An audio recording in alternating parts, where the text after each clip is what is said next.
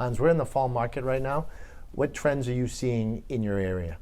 I have a couple clients right now that are actually looking to buy a home prior to selling theirs, interesting enough. I mean, there's a couple different ways to handle the buy and sell options, but there are several folks that, really want to do that purchase first for a couple of reasons. One is they're very particular and they just want to find that right home and they don't want to move twice. In other words, they don't want to sell their property first and then be in a situation where they're renting temporarily and upheaving their family a couple times. Sure. On the other hand, I've got some folks that just would prefer not to have to move all in one day, where they sell their house and then buy on the exact same day. They don't want to be in that situation where it's just very stressful, to say the least. So they want to move in slowly, or perhaps they're planning some renovations.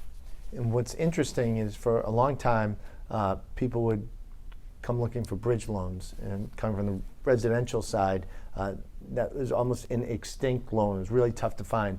I'm seeing them come back in. I mean, people are using the term bridge.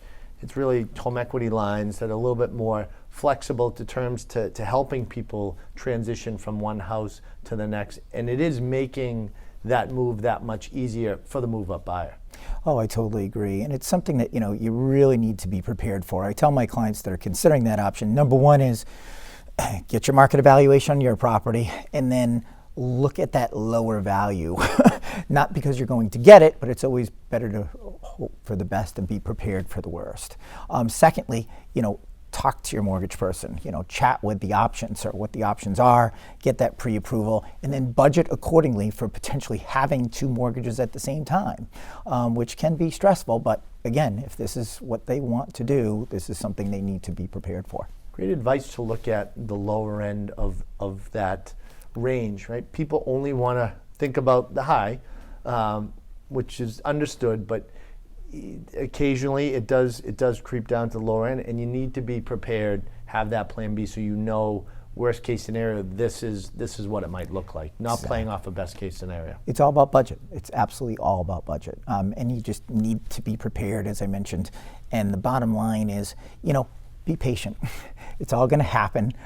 Stay with the plan. Once you go through this process, your home is purchased, your property is on the market.